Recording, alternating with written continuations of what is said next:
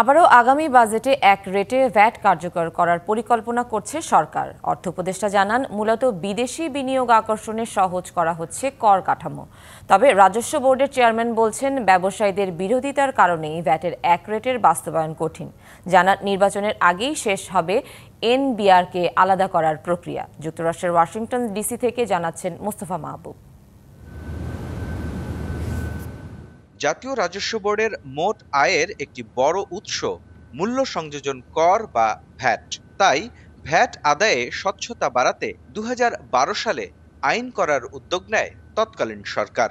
আইন অনুযায়ী সব পণ্য ও সেবায় 15% হারে ভ্যাট আদায়ের পরিকল্পনা থাকলেও বিভিন্ন খাতের ব্যবসায়ীদের চাপে তা কার্যকর করা যায়নি। 4 গুণ শক্তিশালী এনজাইম ও অধিক ফেনা সমৃদ্ধ অরিক্স সিলভার ওয়াশ মাত্র 70 টাকায়।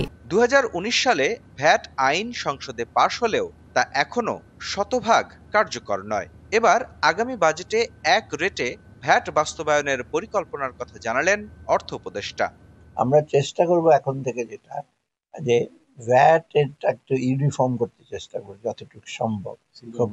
সিঙ্গেল ভ্যাট ওটা বলছি, আমরা সেই দিকে যাব যাতে কেউ কমপ্লেন না করে। তবে জাতীয় রাজস্ব বোর্ডের চেয়ারম্যান জানান, একক হারে ভ্যাট আদায় চ্যালেঞ্জিং হবে। তিনি মনে করেন, কেবল এক রেট বাস্তবায়ন করা গেলেই এর হার কমানোর কথা ভাবতে পারে এনবিআর।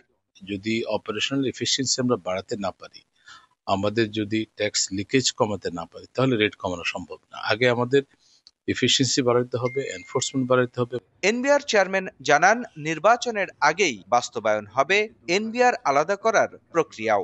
এটা আসলে অনেক কিছুর উপর ডিপেন্ড করে। আমাদের 3টা আইনই পরিবর্তন করতে হচ্ছে এবং সেটা আমাদের মাননীয় প্রধান উপদেষ্টা এবং আমাদের উপদেষ্টা পরিষদ অ্যাপ্রুভ করেছেন। এখন আইন মন্ত্রণালয় ভ্যাটিং এর জন্য গেছে।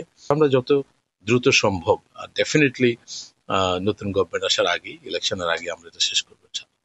দেশে এখন পণ্য ও সেবা ভেদে ভ্যাটের বিভিন্ন হার বহাল আছে। আর চলতি অর্থ বছরে ভ্যাট থেকে সরকারের 1,84,630 কোটি টাকা আয়ের লক্ষ্যও রয়েছে। 15% হারে সব খাতের জন্য ভ্যাট বাস্তবায়নে বরাবরই আপত্তি ছিল ব্যবসায়ীদের। এমন পরিস্থিতির মধ্যেই আগামী বাজেটে আবারও একক ভ্যাট স্তর চালু করার পরিকল্পনা করছে সরকার। কিন্তু নির্বাচনের পর একটি নতুন সরকার ক্ষমতায় এলে এই নীতির ধারাবাহিকতা থাকবে কিনা, তাই এখন বড় প্রশ্ন। যুক্তরাষ্ট্রের ওয়াশিংটন ডিসি থেকে মোস্তফা মাহবুব, ডিবিসি নিউজ।